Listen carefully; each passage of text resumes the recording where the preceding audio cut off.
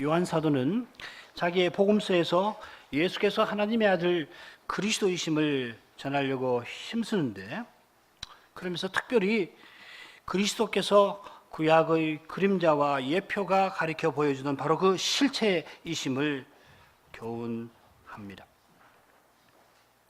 가령 다락방 강화에서 예수님이 내가 참 포도나무라 제자들에게 말씀하시는데, 이 참 포도나무는 가짜 포도나무와 대조하는 되는 것이 아니라 예표인 포도나무와 대조를 이룹니다. 구약은 여호와 하나님이 이스라엘을 애굽에서 건져서 가나안으로 이끄시는 일을 마치 농부가 포도나무를 포도원에 심은 것으로 표현하고 있지 않습니까? 출애굽기 15장에 나오는 모세의 찬송이 대표적일 겁니다. 예컨대 주님께서 내가 참 포도나무라 하신 것은 주님이 참 이스라엘로 세상에 오셔서 여호와 하나님이 옛적에 이스라엘을 자기 백성 삼으신 그 뜻을 참 이스라엘이신 주님 안에서 그 뜻을 다 이루실 것이다 하는 것을 교훈하신 것입니다. 오순절 이후에 이 그리스도를 믿고 그리스도와 연합되는 신자들이 영원히 하나님 백성으로서 하나님의 뜻을 이루며 살게 될 것을 이 다락방에서 예언하신 것입니다. 그게 이제 로마서 12장 이후에서 우리가 이 참 이스라엘의 윤리가 뭔가 하는 것을 배운 바 있지 않습니까? 그처럼 주님께서 공생의 첫 유월절에 예루살렘에서 많은 표적을 행하시고 그 다음 갈릴리로 가시면서 굳이 이 사마리아 땅으로 가셔서 사마리아 여인에게 아버지께 참으로 예배할 때가 오나니 이때라 말씀해 주셨는데, 이 역시도 구약의 그림자와 예표가 가리켜 보여주던 그 실제가 주님 안에서 이제 왔다고 선언하신 것입니다. 참으로 예배할 때, 참된 예배를 드릴 때가 이제 왔다 하시는 것은 전에는 거짓 예배만 드리던 때라 하는 뜻이 아니고, 이전에는 성막과 성전에서 하나님을 예배하던 때라 말씀하시는 것입니다.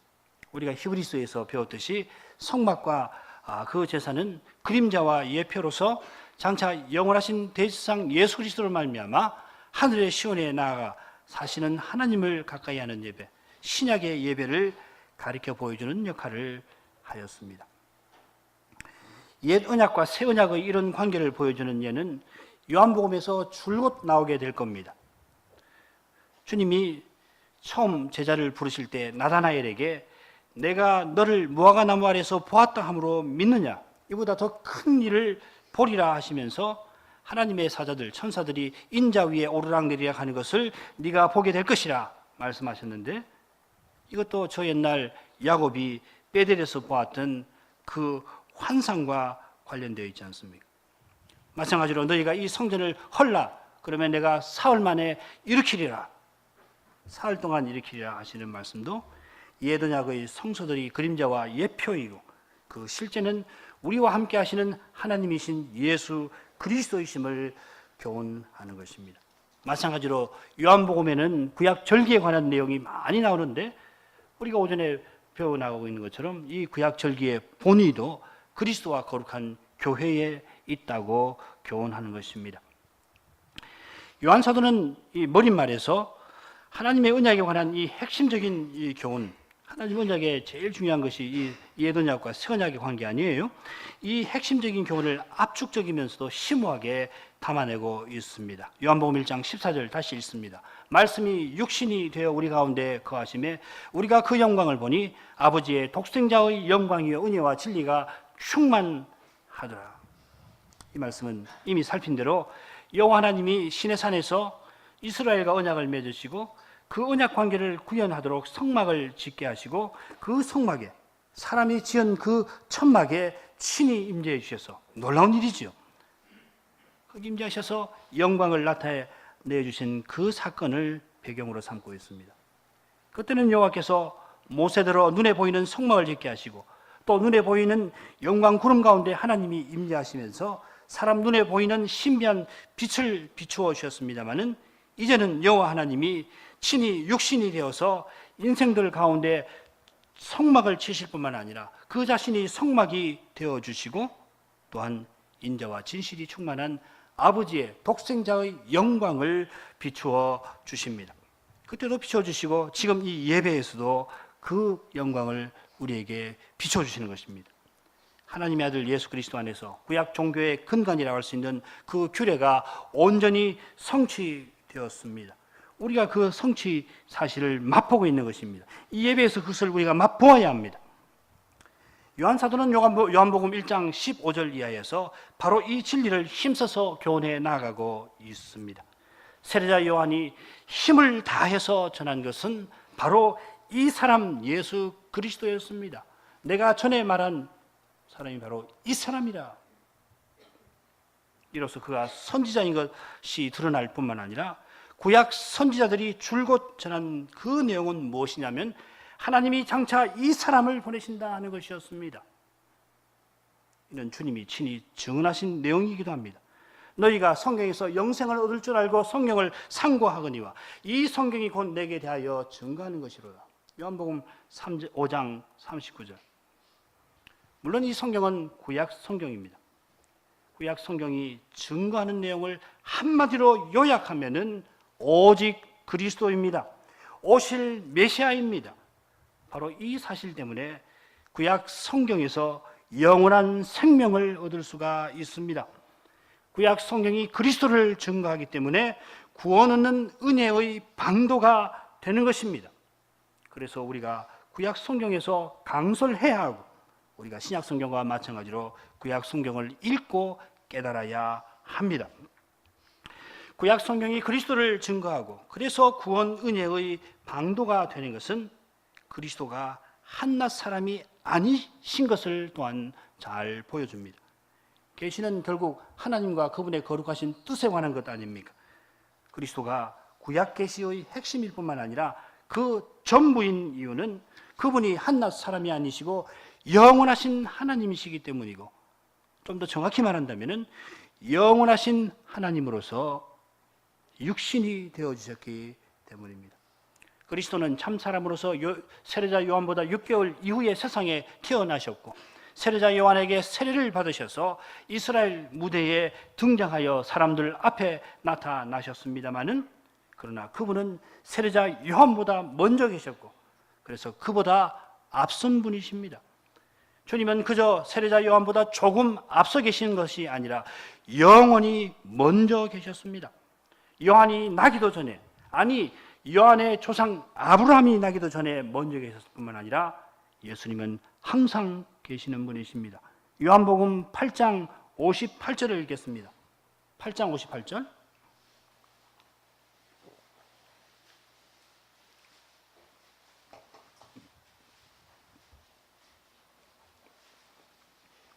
요한복음 8장 58절. 예수께서 가라사대 진실로 진실로 너에게 이르노니 아브라함이 나기 전에 내가 있느니라 하시니. 주님은 아브라함이 나기 전부터 내가 있었다 하시지 않고 내가 있느니라 말씀하십니다. 시간에 얽매여서 어떤 시점 이전은 죄다 과거로만 생각할 수밖에 없는 우리의 생각을 고쳐주시려고, 이 시간의 지평선을 벗어나지 못하는 우리의 사고를 교정해 주시려고 주님은 시간을 넘어서는 세계, 영혼의 세계가 있다 말씀해 주십니다. 주님은 영원하신 하나님이시기 때문에 내가 있느니라 하십니다. 하나님은 우리의 생각을 초월하시는 분이십니다. 우리의 생각으로 하나님을 가늠하려 하는 것은 실로 교만하고 또한 심히 무지한 것입니다.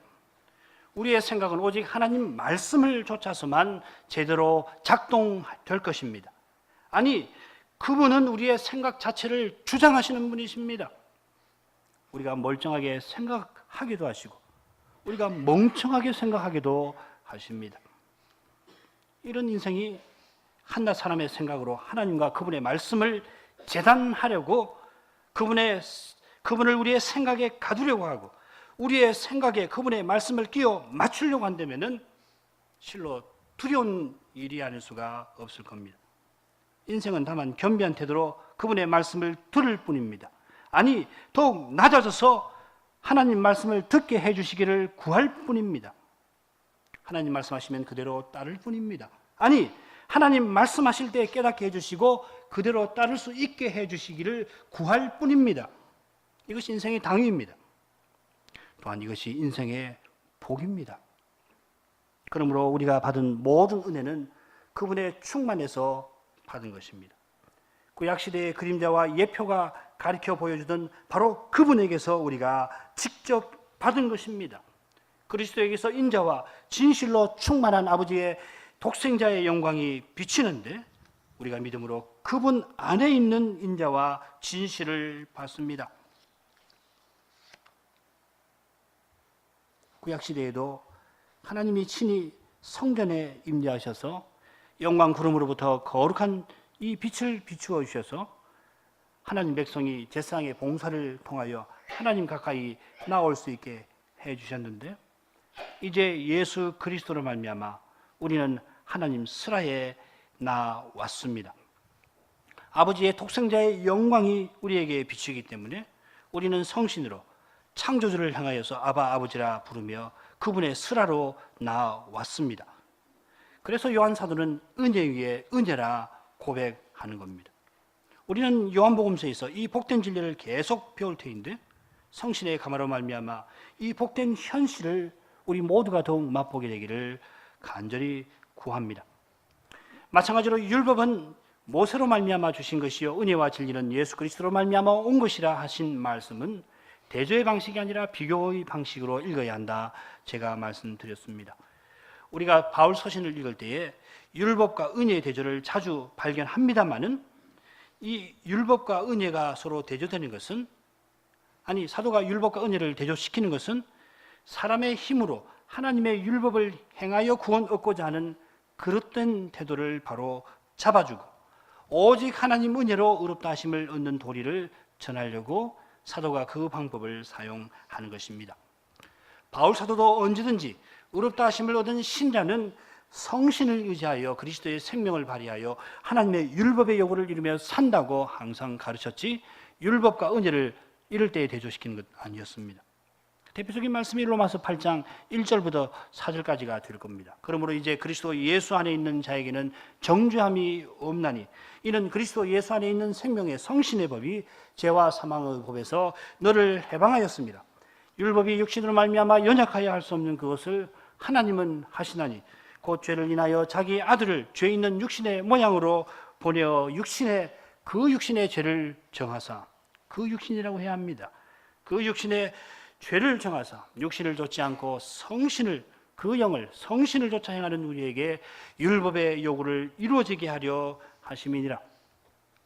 하나님께서 독생자 예수 그리스도 안에서 죄를 심판해 버리셨으니 신자는 이제 성신을 의지해서 성신을 좇아서 하나님이 주신 율법의 요구를 다 이루며 살아야 한다, 살 수 있다 하는 말씀입니다.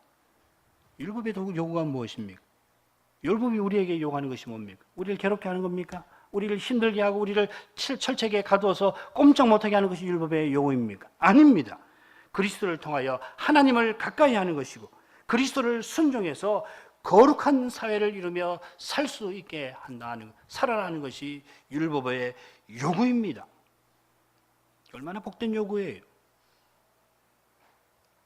하나님을 가까이 할 수 있고 하나님을 가까이 해서 하나님 나라를 이루며 살 수 있게 해주시는 것이 율법의 요구예요. 요구라고 했지만은 우리에게는 복입니다.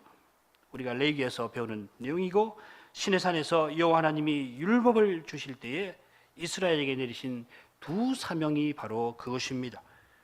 옛언약의 백성 이스라엘에게 내리신 사명이 할례자의 수종자, 옛언약의 수종자로 오신 그리스도 안에서 이면적 유대인인 우리에게서 우리 가운데 이루어지고 있는 것입니다.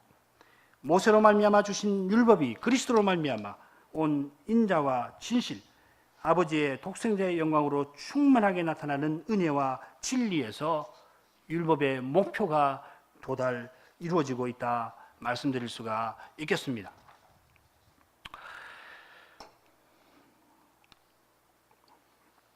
요한사도는 웅장한 계시의 역사, 구속의 역사를 이렇게 요약한 후에 심오한 그 머릿말의 결론으로 나아갑니다.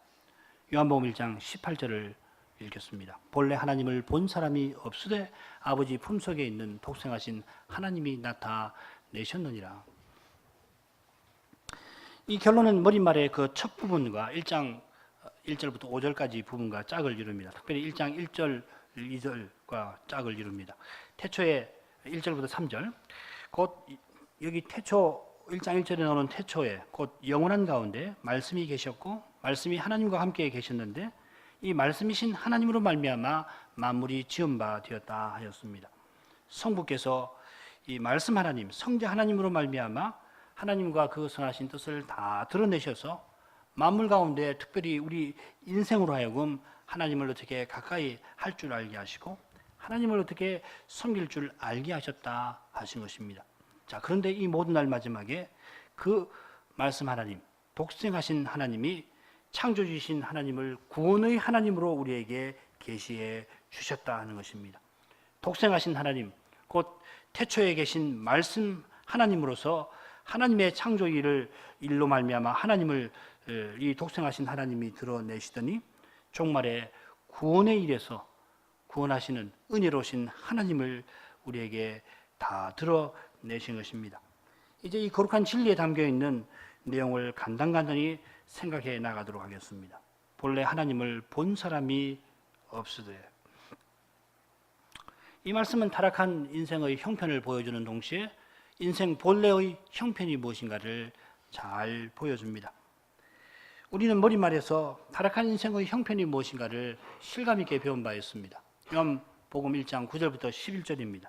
참빛 세상에 와서 각 사람에게 비치는 빛이 있나니 그가 세상에 계셨으며 세상은 그로 말미암아 지은 바 되었을 때 세상이 그를 알지 못하였고 자기 땅에 오매 자기 백성이 영접지 아니하였으나. 타락한 인생은 하나님께서 계시하시는데도 그 복된 진리를 자기 안에 있는 그 불의로 억눌러서 하나님을 잘 바로 알지를 못하게 되는데, 이것은 하나님을 전혀 알지 못하는 것보다 더욱 두렵고 비참한 상태입니다. 이 사실은 특별히 참 빛이신 그리스도께서 자기 집에 자기 땅에 오셨는데도 자기 백성이 그분을 영접하지 아니하는 데서 극명하게 드러나지 않았습니까? 인생이 스스로 하나님을 알고 하나님과 온전한 교통 가운데 나아가는 일은 인생에게서 가장 불가능한 일이 되었습니다. 우리가 살면서 점점 나이를 먹으면은 사람이 할 수 있는 일이 많구나 하는 것을 하나하나 알게 되고, 그와 동시에 참 인생이라는 게 참 연약하구나 하는 것을 점점 알아가는 면이 있는데, 그러나 인생이 스스로 하나님을 알지 못하는 이것이 가장 인생에게 불가능한 일이고, 하나님과 온전한 교통 가운데 나가지 못하는 것이 가장 불행한 일일 뿐만 아니라 더욱이 스스로는 이 불가능한 사실과 불행한 사실을 잘 알지 못한다는 것입니다. 이게 타락한 인생의 형편입니다. 바꿔 말하면은 인생은 본래 하나님을 향하여 살도록 지음을 받고 하나님을 찬송하기 위하여 살며 하나님 안에서 안식하도록 존재합니다마는, 이 거룩한 진리는 하나님이 창세 때에 친히 계시해 주셔서 우리 인생이 알게 되었던 것입니다. 인생이 스스로 이 진리를 알고 이 복을 누릴 수 있었던 것이 아닙니다. 하나님을 아는 것, 곧 하나님과 온전한 교제 가운데 사는 것이 인생의 제일 되는 목적입니다마는, 이 목적은 인생이 스스로 알 수 있는 것이었냐면 그거 아니고 하나님이 친히 말씀해 주셨습니다. 이 말은 본래 인생이 스스로는 하나님을 알거나 하나님을 가까이 하지 못한다 하는 뜻입니다. 하나님은 아무도 가까이 하지 못하는 빛 가운데 계십니다. 디모데전서 6장 16절입니다. 오직 그에게만 죽지 아니함이 있고 가까이 가지 못할 빛 가운데 거하시고 아무 사람도 보지 못하였고 또 볼 수 없는 자신이 그에게 존귀와 영원한 능력을 그에게 돌릴지어다. 아멘. 영원하신 하나님과 잠시 있다가 사라지는 우리 인생 사이에는 가교할 수 없는 간극이 있습니다. 인생편에서는 그 간격을 조금도 좁힐 수가 없습니다. 하나님은 생명 자체이시지만은 인생 자체는 마른 막대기와 다를 바가 없고, 인생은 마치 먼지 하나에 칠까 말까한 존재이지만은 하나님은 그 먼지를 저울에 올려놓고 심판하시는 분이십니다. 이런 인생이 뭘 조금 안다고 마음을 높이고 뭘 조금 이뤘다고 자기를 자랑한다면 하늘의 하나님께서 이런 인생을 향하여 뭐라 말씀하시겠습니까? 조그마한 그것도 하나님이 주셨고 조금 이룬 그것도 하나님이 이루게 해 주셨을 뿐만 아니라 심지어 그 높이는 마음도 하나님이 주장하시고 자랑하는 그 입도 하나님이 열리기도 하고 닫히기도 하시지 않습니까? 과연 인생이 처음에 지음받을 때에 모든 선한 것을 창조주에게서 받고 게다가 친히 하시는 말씀을 듣고서 비로소 하나님을 알고 가까이 할 수가 있었습니다. 하나님께서 지으신 만물을 통하여 특별히 인생의 그 오묘한 본성을 통하여 친히 하나님의 영원하신 신성과 능력을 드러내시기 때문에 또한 하나님께서 친히 인생에게 구비해 주신 기능들을 붙들어 주셨기 때문에 하나님 붙들지 않으면은 우리는 멀쩡하다가도 갑자기 이상한 말 하는 거예요. 우리 이렇게 멀쩡하게 사는 것은 우리 기능을 하나님이 매 순간 붙들어 주고 계시기 때문에 그런 겁니다. 게다가 하나님이 창조 명령이나 창조 언약의 말씀을 친히 베풀어 주시고 알게 하셨기 때문에 우리 인생은 스스로 볼 수는 없는, 우리 스스로는 볼 수 없는, 볼 수 없고 보지 못하고 가까이 할 수 없는 하나님을 알고 하나님을 가까이 할 수가 있었던 것입니다. 우리 고백서는 이것을 언약이라고 표현하지 않습니까? 하나님과 인생 사이에 간격이 너무도 커서 인생편에서는 하나님을 알지도 못하고 하나님을 가까이 할 수 없기 때문에 그럼 어떻게 됩니까? 인생이 인생답게 존재하거나 인생답게 살 수가 없기 때문에 하나님이 우리의 목표이신데 그 하나님을 모른다면은 사람의 삶은 방황하는 거예요. 하나님 우리의 목표이신 하나님을 가까이 해야 인생이 인생으로서 존재하는 목적을 이루고 사는데 하나님을 알지 못하고 하나님을 가까이 하지 못하면 인생은 어떻게 됩니까? 망하는 겁니다. 그래서 하나님께서 먼저 우리 인생에게 가까이 오시되 심히 낮아지셔서 우리 인생에 쓰는 그 누추한 말을 사용하셔서 우리에게 먼저 말을 건네주시고 더욱이 우리 인생이 피조물로서 마땅히 하나님께 드려야 할 그 순종을 조건 삼아서 그걸 이루면은 영원한 생명을 주시마 약속해 주셨을 뿐만 아니라 우리 인생이 얼마든지 하나님을 순종할 수 있도록 모든 선한 것을 구비해 주셨습니다. 이것이 우리가 창세기 1장 2장에서 배우는 중요한 가르침의 내용들일 것입니다. 우리가 하나님의 창조를 믿습니다 고백하는 것은 바로 하나님이 거룩한 사랑과 무한히 선하심으로 우리 인생을 먼저 가까이 하시고 친히 하나님을 알려주셔서 우리들은 하나님을 알고 하나님을 가까이 하게 해주신 것을 감사하며 찬송하는 것입니다. 이 사실을 제외해버리고 무슨 인간의 기원이니 세상의 기원이니 시간의 시작이니 하는 이런 철학적 종교적 견해들은 실로 공허하기 짝이 없을 것입니다. 마찬가지로 우리가 날마다 창조 세계에서 인간 사회를 통해서 온갖 선한 것을 누릴 때 이 모든 선한 것이 선하신 하나님에게서 왔고 이 하나님의 선하심을 나타내며 하나님의 그 선하신 하나님을 즐거워하는 방편들로서 우리에게 왔다는 것을 잊어버린다면은 그처럼 이 선하신 하나님이 그리스도 안에서 우리의 아버지로서 이 모든 것을 베풀어 주신다는 것을 모른다면 그러면 하나님을 참으로 아는 것이 아니어서 결국은 결정론과 우연론 사이에 시계수 추와 같이 왔다 갔다 하고 말 뿐일 것입니다. 모든 일이 우연으로 일어난다면 얼마나 불안하겠습니까? 그처럼 모든 것이 정해진 대로 다 이루어진다면 얼마나 허무하겠습니까? 하나님께서 선하신 창조주로서 모든 일을 그 기뻐하시는 뜻대로 이루어가시는데 그 기뻐하시는 뜻의 핵심 내용이 무엇이냐면은 우리 인생대로 하나님을 즐거워하게 하신 것이라는 것을 깨달을 때에만 비로소 인생은 참된 기쁨과 보람을 거둘 수가 있습니다. 인생이 이 하나님, 선하신 하나님과 그 선하신 뜻을 알지를 못하고 하나님을 등지고 하나님의 선하신 뜻을 거슬러 행하는 것이 아담 안에서 타락하여 범죄한 실정입니다. 하나님께서 타락한 인생을 당장에 멸해버리시지 아니하고 여전히 하나님의 해와 비를 허락하심으로 하나님의 선하심과 선하신 뜻을 나타낼지라도 인생 스스로는 선하신 하나님을 향하여 감사하지 아니하고 그 드러내신 뜻을 조차 행함으로 하나님을 영화롭게 하지 아니합니다. 실로 이 세상에서는 아무도 하나님을 본 사람이 없게 되었습니다. 하나님을 참으로 알고 하나님을 가까이 하는 사람이 단 한 사람도 없게 되었습니다.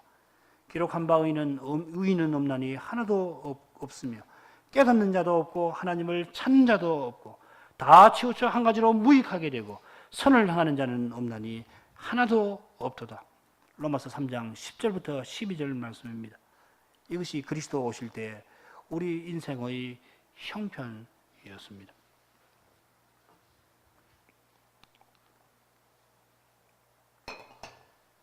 이런 어두운 세상에 인생 스스로는 아무 소망을 찾을 수 없는 그런 형편에 있었는데 그리스도가 오셔서 아무도 볼 수 없었던 알지 못하던 하나님을 나타내셨습니다.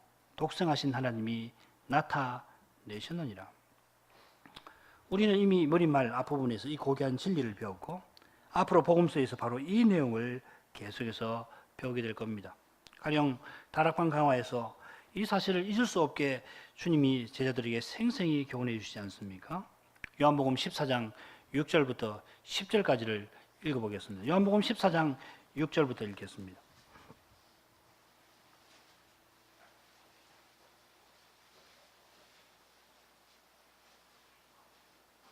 예수께서 가라사대 내가 곧 길이요 진리요 생명이니 나로 말미암지 않고는 아버지께로 올 자가 없느니라. 너희가 나를 알았으면 내 아버지도 알았으리로다. 이제부터는 너희가 그를 알았고 또 보았느니라. 빌립이 가로되 주여 아버지를 우리에게 보여주시옵소서. 그리하면 족하겠나이다. 예수께서 가라사대 빌립아 내가 이렇게 오래 너희와 함께 있을 때 네가 나를 알지 못하느냐. 나를 본 자는 아버지를 보았거늘 어찌하여 아버지를 보이라 하느냐.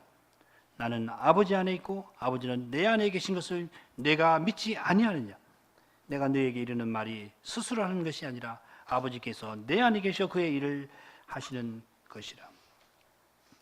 주님께서는 자기를 가리켜 아무도 볼 수 없었고 직접 배우면은 죽음을 면할 수 없는 그 하나님께로 가까이 나아가는 길이라 하십니다. 하나님은 아무도 보지 못하였고 볼 수 없을 뿐만 아니라 인생이 직접 보면은 죽음을 면치 못하는 그런 거룩한 분입니다. 출애굽기 33장 20절 또 가라사대 네가 내 얼굴을 보지 못하리니 나를 보고 살 자가 없음이니라. 이사야 선지자가 이상 중에 여호와를 배웠을 때 화로다 나여 망하게 되었도다 하고 말하지 않았습니까? 이는 선지자가 직접 여호와를 배운 것이 아니라 이상 중에 계시되신 하나님을 배웠는데 그러나 그 거룩하신 영광 앞에 자기 백성과 자기의 부정함이 다 드러나서 죽음의 고통을 공포를 느꼈던 것입니다. 더욱이 하나님의 얼굴을 직접 보고는 인생이 그 거룩하심 앞에 소멸되지 않을 수 없습니다. 이 말씀은 구약시대에 그 누구보다도 하나님을 가까이 하였던 모세에게 하신 말씀 아니었습니까? 출애굽기 33장 20절 모세가 어떤 인물입니까? 민수기 12장 6절부터 8절까지 여호와 하나님이 친히 하시는 말씀을 들어보겠습니다. 이르시되 내 말을 들으라. 너희 중에 선지자가 있으면 나 여호와가 이상으로 나를 그에게 알리기도 하고 꿈으로 그와 말하기도 하거니와 내 종 모세와는 그렇지 아니하니 그는 나의 온 집에 충성됨이라. 그와는 내가 대면하여 명백히 말하고 은밀한 말로 하지 아니하며 그는 또 여호와의 형상을 보겠거늘 너희가 어찌하여 내 종 모세 비방하기를 두려워 아니하느냐. 미리암이 구수 여인의 문제로 아론과 함께 모세를 비방할 때 여호와 하나님께서는 모세가 다른 선지자와 어떻게 다른지를 다음과 같이 말씀해 주셨습니다. 그런 모세일지라도 여호와의 얼굴을 직접 볼 수가 없고 다만 그분의 등만을 볼 수 있었습니다. 그런데 예수님께서는 친히 하나님께 나가는 길이 되어 주셨습니다. 나로 말미암지 않고서는 아버지께로 올 자가 없다 하셨는데 이는 예수께서 아버지께 나가는 유일한 길임을 말씀하신 것입니다. 오직 그리스도입니다. 우리가 계속 생각해 가는 중입니다만은 인생이 하나님을 볼 수가 없고 배울 때 죽음을 면치 못한다면 인생편에서는 하나님께 나아갈 수 있는 길이 전무한 것 아닙니까? 이 엄연한 현실을 조금이라도 깨닫는다면 오직 그리스도 외에 다른 길이 있다는 주장이 얼마나 헛되고 거짓된지 모를 수가 없습니다. 인생이 처한 절망적인 형편을 깨닫는다면 오직 그리스도는 인생의 유일한 소망이 아닐 수가 없습니다.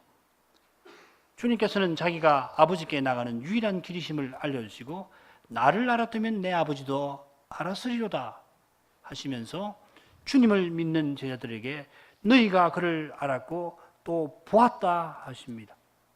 빌립이 이 말씀을 깨닫지 못하자 주님은 빌립더러 마땅히 알고 있어야 할 내용인데 모르는 것처럼 내가 이렇게 오래 너희와 함께 있으되 네가 나를 알지 못하느냐 하시고 나를 본 자는 아버지를 보았다 확언해 주십니다.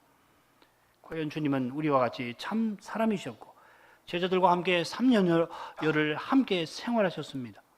제자들은 주님을 직접 눈으로 보고 그 말씀을 직접 귀로 듣는 동시에 하나님을 보고 하나님의 말씀을 들을 수가 있었습니다. 이게 성육신의 신비 아닙니까? 이로써 제자들은 하나님을 직접 보지 못하였을지라도 하나님을 직접 본 것과 마찬가지로 하나님을 알고 하나님을 가까이 할 수 있게 되었던 것입니다. 지금 주님이 말씀하시는 시점이 십자가를 지시기 전날인데 그때까지 주님께서는 주님의 모든 삶으로서 특별히 주님의 말씀과 표적을 통하여 아버지를 드러내시고 아버지의 자비하신 뜻을 계시하셨습니다.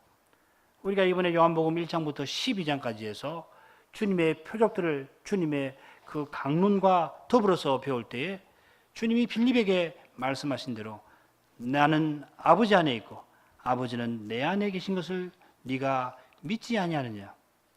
내가 너에게 이르는 말이 스스로 하는 말이 아니라 아버지께서 내 안에 계셔 그의 일을 하시는 것이라 말씀하신 것이 이 주님의 말씀이 참되다는 것을 우리가 이번 공부에서 확인하게 될 것입니다. 가령 요한복음 5장에 보면은 38년 된 병자를 안식일에 고쳐주신 일이 있는데 그 일로 유대인들이 감히 주님을 핍박할 때 주님은 그럼에도 불구하고 다음과 같이 말씀하십니다. 내 아버지께서 이제까지 일하니 나도 일한다. 요한복음 15장 17절입니다. 이 주님의 말씀을 듣고 유대인 당국이 예수님이 안식일만 범할 뿐만 아니라 자기를 하나님과 동등으로 삼는다 하여 주님을 죽이려고 할 때 주님은 그 살이 등등한 그들에게 자신이 아버지와 어떤 관계에 있는지 길게 교훈해 주십니다. 그 일부분을 읽겠습니다. 요한복음 5장 20절부터 24절까지입니다. 아버지께서 아들을 사랑하사 자기의 행하는 것을 다 아들에게 보이시고 또 그보다 더 큰 일을 보이사 너희로 기이 여기게 하시리라. 아버지께서 죽은 자들을 일으켜 살리심 같이 아들도 자기의 원하는 자들을 살리시느니라. 아버지께서 아무도 심판치 아니하시고 심판을 다 아들에게 맡기셨으니 이는 모든 사람으로 아버지를 공경하는 것 같이 아들을 공경하게 하려 함이라. 아들을 공경치 아니하는 자는 그를 보내신 아버지를 공경치 아니하느니라. 내가 진실로 진실로 너희에게 이르노니 내 말을 듣고 나 보내신 이를 믿는 자는 영생을 얻었고 심판에 이르지 아니하나니 사망에서 생명으로 옮겼느니라. 하나님과 예수님의 관계는 아버지와 아들의 관계이신데 아버지는 아들을 사랑하셔서 자기 행하시는 모든 일을 아들에게 보여주시고 아들도 아버지를 사랑하셔서 그 모든 일을 조차 행하십니다. 그러므로 아버지를 공경하는 것 같이 아들을 공경하라 하셨고 아들을 공경하지 아니하면은 아버지를 공경하지 아니한 것입니다. 아들의 말을 믿고 듣고 아들을 믿는 자는 영원한 생명을 아버지에게서 받습니다. 아버지를 보지 못하였을지라도 아들을 보는 자는 아버지를 본 것이고 아들의 말을 듣고 아들을 믿는 자는 아들을 통하여 아버지를 가까이 할 수가 있습니다. 우리가 예수님을 직접 눈으로 보지 않지만은 예수님의 말씀을 듣고 예수님을 믿으니까 예수님을 직접 본 사도들과 근본적으로 다를 바가 없습니다. 바로 이 내용이 머릿말에 결론에 또한 분명히 언급되어 있지 않습니까? 아버지 품속에 있는 독생하신 하나님이라. 이 신비한 말씀에서 우리는 왜 예수님을 본 사람은 아버지를 보았는가? 예수님의 말을 듣고 예수님을 믿는 사람은 곧 아버지를 가까이 하고 아버지의 뜻을 조차 행할 수 있게 되는지를 이 말씀에서 잘 알 수 있습니다. 첫째로 예수님은 독생하신 하나님이십니다. 이 독생하신이라고 하는 이 표현은 모노게네스라는 말인데 14절에 아버지의 독생자 할 때 이미 나왔습니다. 14절에서는 독생자라고 그렇게 명사로 번역을 했고 여기서는 그냥 형용사로 독생하신이라 번역했습니다. 똑같습니다. 예수님은 참 사람으로 이 세상에 40년 못 되는 세월을 사시고 마지막 3년 반가량은 제자들과 함께 사시면서 그리스도의 일을 행하셨습니다마는 그러나 그분은 동시에 영원히 아버지에게서 나신 아들이십니다. 독생하신 아들이라 함은 물론 유일하신 아들이십니다마는 아버지와 배타적인 관계를 맺고 계시는 아버지의 사랑을 한 몸에 받으시는 아들이시라 하는 뜻입니다. 이 점은 우리가 머릿말 처음에서 이미 살펴보았습니다. 태초에 곧 세상이 생기기도 전에 말씀이 계셨는데 그 말씀은 아버지와 함께 계셨습니다. 말씀은 영원하신 하나님이신데 한 분 하나님 안에 복수의 신격이 계셨습니다. 말씀 하나님은 아버지이신 하나님과 함께 계셨습니다. 우리는 그 신비하고 가장 친밀하고 배타적인 관계를 이미 생각해 보았습니다. 말씀 하나님은 성부를 향하여 계셨습니다. 말씀 하나님이 성부를 향하여 계신 것처럼 성부도 성자를 향하여 계셨습니다. 우리가 조금 전에 아버지께서 아들을 사랑하셔서 자기 행하는 모든 것을 보이신다는 말씀에서 이 배타적인 관계를 들여다볼 특권을 얻었습니다. 과연 특권 아닙니까? 아버지와 함께 계시다가 우리에게 나타내신 바 되신 성자 하나님 아니시려면 어떻게 영원하신 하나님 안에 있는 이 관계를 우리가 알 수가 있었겠습니까? 마태복음 11장 27절 내 아버지께서 모든 것을 내게 주셨으니 아버지 외에는 아들을 아는 자가 없고 아들과 및 아들의 소원대로 계시를 받는 자 외에는 아버지를 아는 자가 없느니라. 아버지 외에는 아들을 아는 자 없고 아들 외에는 아버지를 아는 자가 없을 만큼 아버지와 아들의 관계는 배타적입니다. 아무도 이 관계에 들어갈 수가 없습니다만은 그런데 아들이 자기 원하는 자에게 이 계시를 베풀어 주셨습니다. 아버지께서 스스로 지혜롭고 총명이 있다고 하는 자들에게는 감춰버리시고 아들을 통하여 스스로 겸손한 어린아이들에게는 아버지를 알게 하셨습니다. 이것이야말로 인생이 누릴 수 있는 가장 큰 특권이고 이 특권을 가리켜서 하나님의 은혜라 부르지 않습니까? 이 은혜를 통하여서만 우리가 영원하신 하나님을 가까이 할 수가 있습니다. 아무도 보지 못했던 그 하나님께서 사랑하시는 하나님이시라는 사실이 예수 그리스도로 말미암아 계시되었습니다. 성부께서 아들을 얼마나 사랑하시는지 자기 행하시는 모든 것을 아들에게 다 보여주십니다. 마찬가지로 주님께서는 내 아버지께서 아버지의 모든 것을 내게 주셨다 하셨습니다. 과연 성부는 자기에게 있는 모든 것을 아들에게 주셔서 언제든지 아들의 아버지로 계시기를 기뻐하십니다. 마찬가지로 성부는 자기 행하시는 모든 일을 아들에게 다 보여주셔서 아들로 행하게 하십니다. 아버지께서 아버지에게 모든 것을 주시는 일은 곧 우리가 어떻게 하나님을 알게 되었는가, 하나님을 어떤 하나님으로 알게 됐는가를 설명해 줄 것입니다. 우리가 예수 그리스도의 계시를 받은 것은 아버지께서 아들에게 자기에게 있는 모든 것을 주신 이 사실에, 이 사랑에 근거하는 것입니다. 바꿔 말하면은 성부께서 자기의 모든 것을 주셔서 아들의 아버지 되시기를 기뻐하시는 이 사랑이 있기 때문에 우리 인생이 하나님을 알게 되었습니다. 그처럼 성부께서 아들을 우리에게 아낌없이 주시는 사실 때문에 우리가 하나님을 바로 알 수가 있게 되었습니다. 하나님께서 성자에게 자기의 모든 것을 주셔서 아들의 아버지로 계시기를 기뻐하시는 분이시기 때문에, 그렇게 사랑하시는 분이시기 때문에, 요한일서에 있는 것처럼 하나님은 사랑이시기 때문에 심지어 죄인인 우리를 위하여 자기 아들을 아낌없이 내어주실 수 있으신 것입니다. 바로 이런 거룩한 사랑 때문에 우리가 하나님을 알고 하나님을 이처럼 가까이 할 수 있는 것 아닙니까? 이런 사랑 아니라면 어떻게 우리 같이 미미한 존재가 하늘의 하늘보다 높으신 그 하나님을 알 수가 있으며, 우리 같이 진토 위에 있는 죄인들이 어떻게 지극히 거룩하신 심판장을 가까이 할 수가 있습니까? 하나님이 독생자도 아끼지 아니하시고 내어주셔서 우리를 위하여 그를 십자가에 나가게 하신 그 사랑의 사실이 있기 때문에 연약한 우리라도 사랑이 무엇인지를 알고 죄를 용서하시는 그 사랑을 의지하여서 하나님 앞에 담대히 나올 수가 있게 된 것이 아닙니까?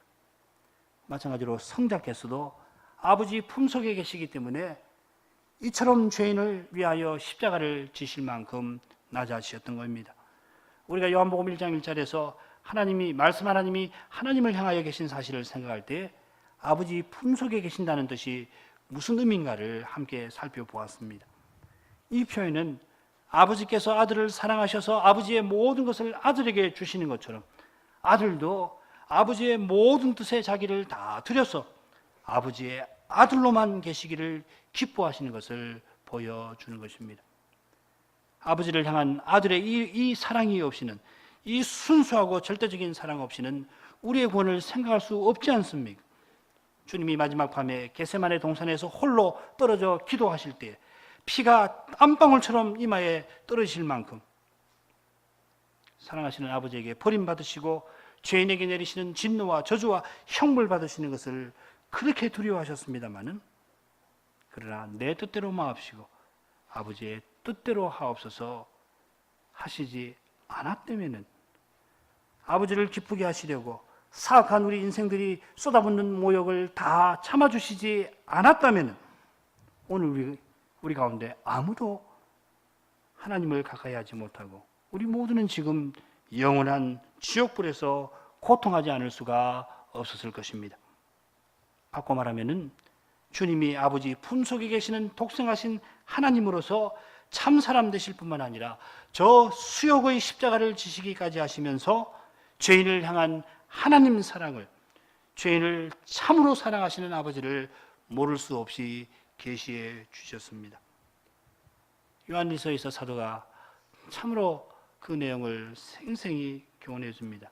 하나님 사랑이 우리에게 이렇게 나타난 바 되었으니 하나님이 자기 독생자를 세상에 보내시면 저로 말미암아 우리를 살리려 하심이니라.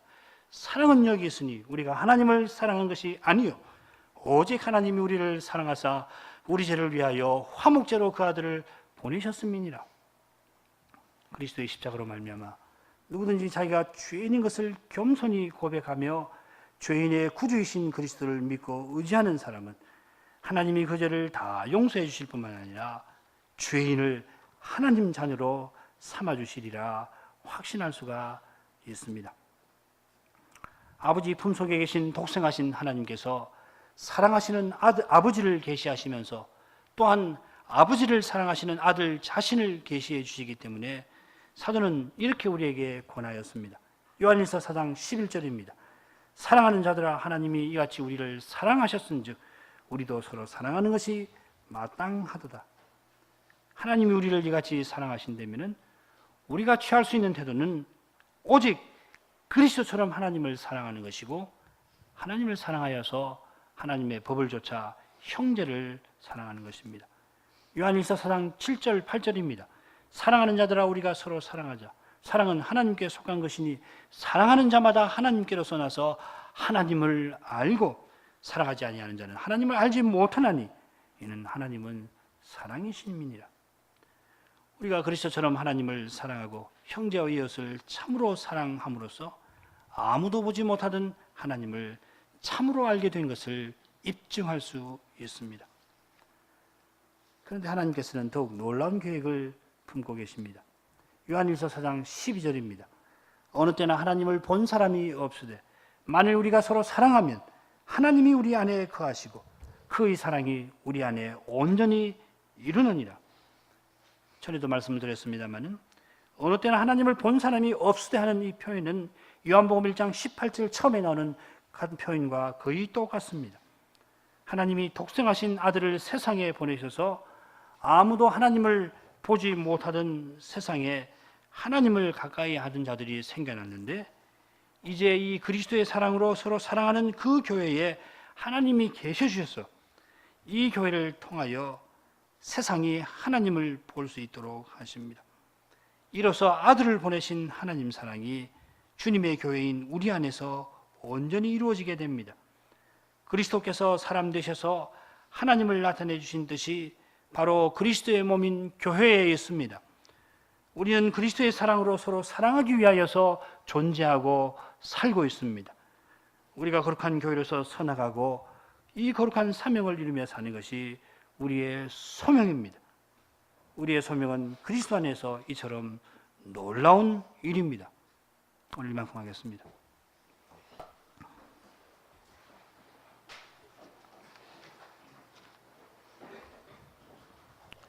거룩하신 하나님, 그리스도로 말미암아 죄인을 구원하여 주시면서 하나님이 어떤 분이시며 우리 인생은 무엇인지를 깨닫게 해주시는 것을 감사합나이다.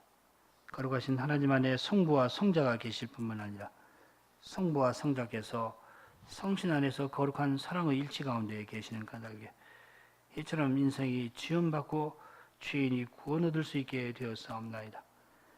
인생은 감히 하나님 가까이 이를 수도 없고 하나님을 알 수가 없을 만큼 하나님은 높고 거룩하시오나 그러나 또한 거룩한 사랑으로 말미암아 인생을 이렇게 가까이 하여 주시옵나이다. 그처럼 하나님께서 아무도 하나님을 알지 못하던 세상에 독생자를 보내주셔서 인생이 하나님을 가까이 할 수 있는 길을 내실 뿐만 아니라 친히 그리스도를 믿는 저희들, 그리스도의 사랑으로 서로 사랑하는 저희들 가운데 친히 임재해 주셔서 저희로 말미암아 하나님을 알 길을 이 세상에 나타내 주시옵나이다. 그러므로 거룩한 교회로 서서 그 거룩한 교회의 사명을 행하는 것이 얼마나 중요한 일인가를 더욱 깨닫게 하시옵나이다. 저희가 이 복된 진리를 더욱 깨닫고 이 사명을 힘써 행할 수 있게 하여 주옵소서. 예수 그리스도 이름으로 기도합니다. 아멘.